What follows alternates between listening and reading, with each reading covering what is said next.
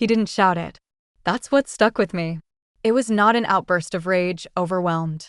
He said it coldly, like someone giving the weather forecast. "You're a leech," said Araceli, with her voice flat, almost rehearsed.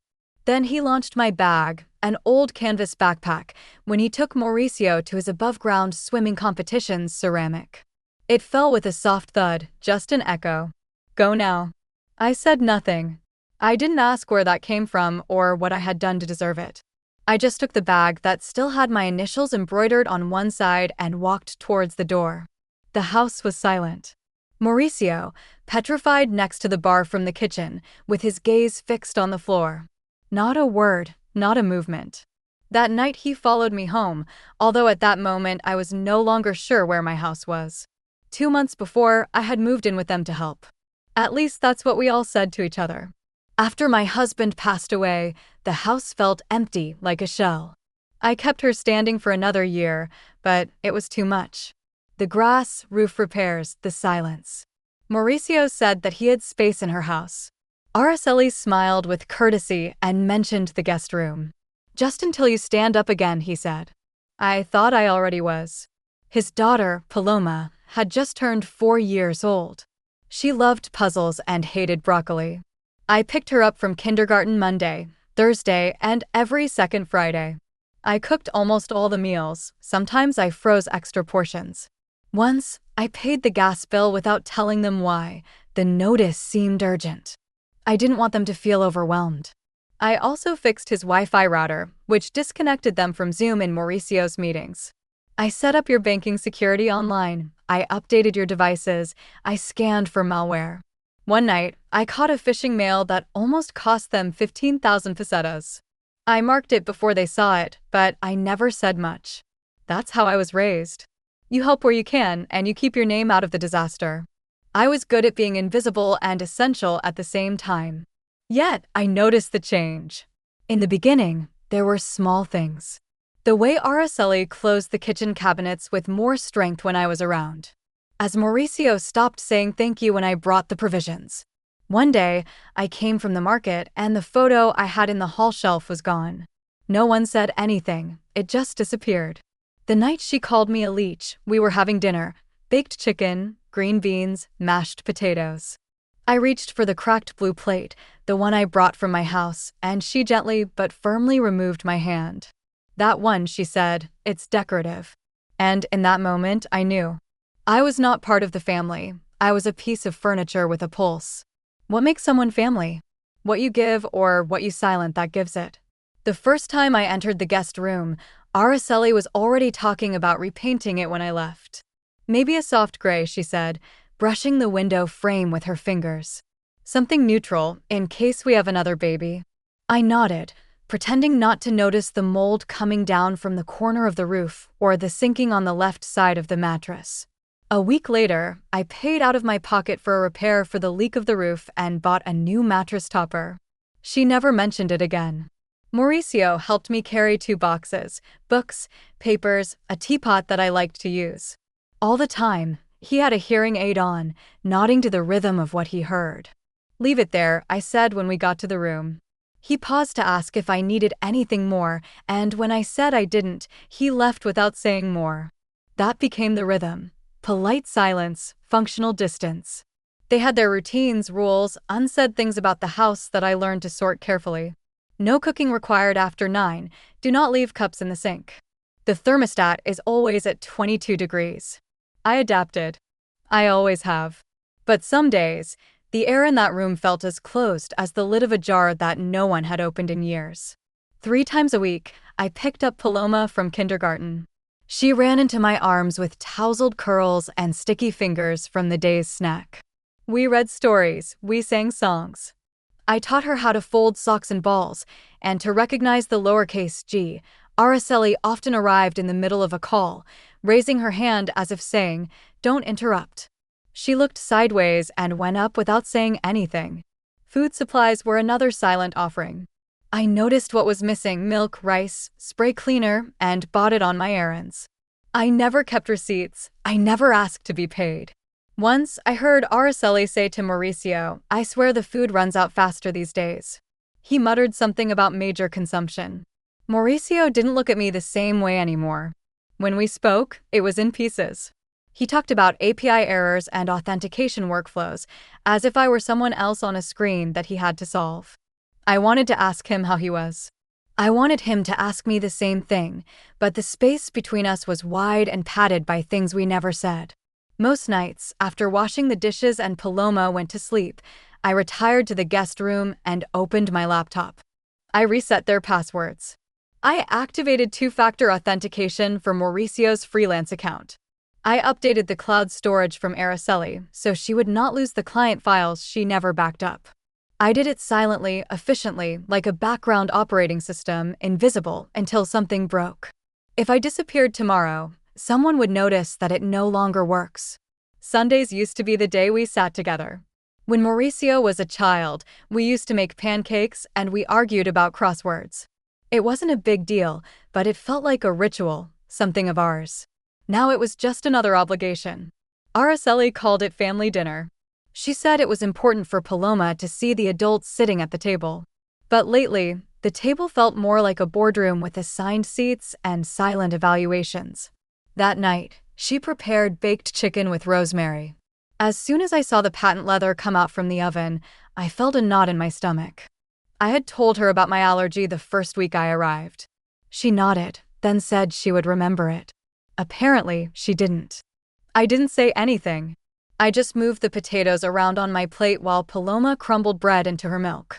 Mauricio was half in front of me, checking something on his cell phone, until Araceli gave him a look. He cleared his throat and asked Paloma about her puzzle. She laughed, then spilled her milk, and I got up without thinking. I took napkins, cleared the table, took her plate to the sink. When I came back, Araceli was drying with a calm and sharp napkin. "It's not just the food," she said in a light voice. "Utility bills have also increased, heating, streaming subscriptions. Paloma has needed more clothes." I sat down. "I wanted to tell you," she continued, without looking up from her plate, "that maybe we need to talk about an income." Mauricio did not look up. I nodded slowly. "I have a bill for consultancy that should fall next week. Can I send something then?" She gave a soft, unamused laugh. "Just definitive. We're not talking about someday, Florence. We're talking about now." "I can't give what I don't have," I said, trying to keep my voice steady. But then it came, so casual that it took me a moment to realize. "You are a leech, living off us." The silence didn't fall. It settled, dense and still, like dust in the air. My fork was still in my hand. Mauricio didn't say anything, not a word. He just stood there as if he wasn't even in the room. Araceli stood up, disappeared down the hall. When she came back, she had my backpack in her hand, the same one I took through airports to visit them when Paloma was born. She let it fall on the wooden floor next to my chair. "You should go tonight." I looked at the bag. The closure was half open, as if not even it was sure of belonging there. Paloma looked at me from her high chair with her sticky mouth of jam, not knowing that the room had changed. I took my glass of water, took a sip, then stood up. No one followed me down the hall. No one asked if I needed help packing. Was that the moment I became a guest in my own son's house? Or had I always been like that? I didn't cry when the door closed behind me, nor when I heard the soft tinkling of the dishes being collected inside, like it was any other night. I walked to the car with the backpack on my shoulder and my laptop case in hand. The lights from the road lit up automatically, as if guiding someone more. Violetta lived 10 minutes away. She opened the door before I knocked and stepped aside without saying anything. Her guest room smelled slightly of lavender and mothballs, and the mattress creaked when I sat down. I didn't mind. It was a relief being in a place where nothing was expected of me. We didn't talk much the first night. She made me some tea, slid it across the table, and left me in silence. The next morning, she left a clean towel on the bathroom door and a handwritten Wi-Fi password on the counter. That was Violetta, gentle presence without fuss. I opened my laptop on her kitchen table and started working on the backlog of freelance projects I had postponed, a website update for a food truck, branding additions for a yoga studio, a template for a funding request for a nonprofit that asked me to design months ago. I went from one task to another, no music, no noise, just the click of the keys and the occasional buzz of the refrigerator. Midweek, an email arrived from an unknown address. A project manager at a nonprofit in Portland had seen my portfolio through a recommendation from someone I worked with years ago.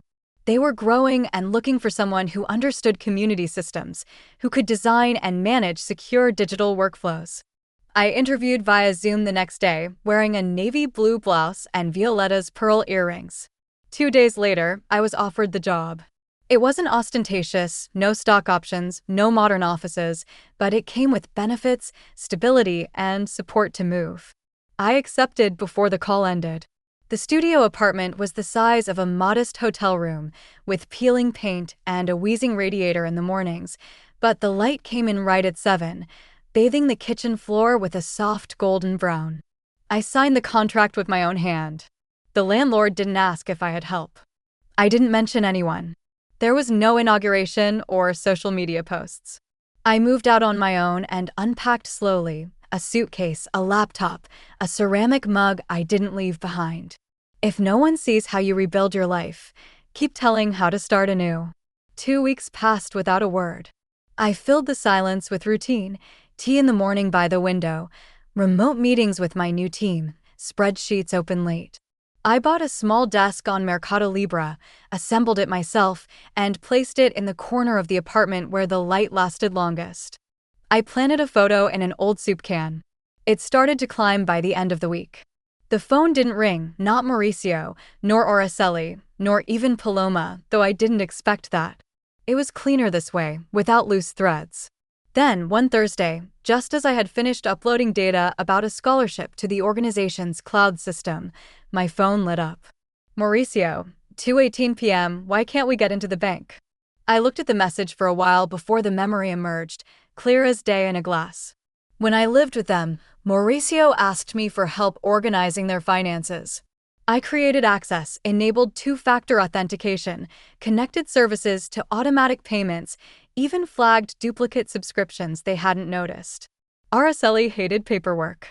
Mauricio was allergic to telephone menus, so they passed it on to me first reluctantly, then routinely, then without comment. I wasn't just an assistant. I was the system administrator, secondary to their checking and savings accounts, recovery contact for their tax portal. The digital infrastructure of that house ran through me, but when I left, nobody asked me to transfer it back. I wrote a reply, 2:24 p.m., ask the leech, without emojis, no explanations. I put the phone face down on the desk. 5 missed calls followed in less than an hour. Then a voice message I didn't listen to. Then another message. Araceli, 3:11 p.m., this isn't funny, Florence. Call Mauricio. We can't pay the credit card. Are you really doing this? After all we've done for you. I read it twice as if I could have misinterpreted it. Everything they had done for me. They offered a roof I helped repair, food I often bought, care for their daughter I gave without asking for anything. But now, suddenly, I was the ungrateful one, the saboteur, the leech with the key to the passwords. I put down my phone and walked to the kitchen. The kettle was starting to boil, a thread of steam rising. I poured water over the tea bag and sat down without looking at the screen again. I wasn't punishing. It wasn't cruelty. It was just over. For the first time in years, I had the advantage, not control, not revenge, just the power to say no more. I didn't have to answer. I didn't have to fix it. The systems I built did not come with a contract. They would find a way to solve it or not. Either way, it wouldn't be my problem. That night, I went to sleep with the phone in another room. The silence no longer hurt like before. When silence is your choice, is it still loneliness? It was mid-afternoon when I heard the knock on the door, not frantic, not shy, just firm, as if saying they would not leave. My building resonated like a cathedral when someone expected too much in the hallway. I got up slowly, wiped my hands on a rag, and walked towards the door. I saw them through the peephole. Mauricio, with a jacket too formal for Guadalajara's heat, rigid, and one step behind, Araceli, holding her bag against her chest as if protecting it from the light coming through my window. I opened the door but didn't step aside. If you come to shout, I said, better not. They entered without saying anything, scanning the apartment as if they didn't believe I lived there now. The place was small, clean, and bright. The aroma of cinnamon tea floated in the air. I let the silence settle. Araceli spoke first. "We need your help." Her voice was softer than I remembered, not weak, but smaller. Mauricio cleared his throat and explained something about the bank that blocked them, tax software errors, penalties for mortgage payment arrears. Mauricio tried to fix it, but ended up flagging the account for suspicious activity. "I saw the alerts," I said. They looked at each other. "I'll help you," I said, "but I'm not going back." Nobody argued. We sat around my little desk, Mauricio on the left, squinting at the screen, Araceli on the right, with her arms crossed, but still. I guided them step by step. I restored access to the bank with the recovery code they never saved. I unlocked the tax file by calling the helpline, navigating the menus they always left to me. I disconnected the third-party billing service Mauricio mistakenly logged into the wrong account. It took 2 hours.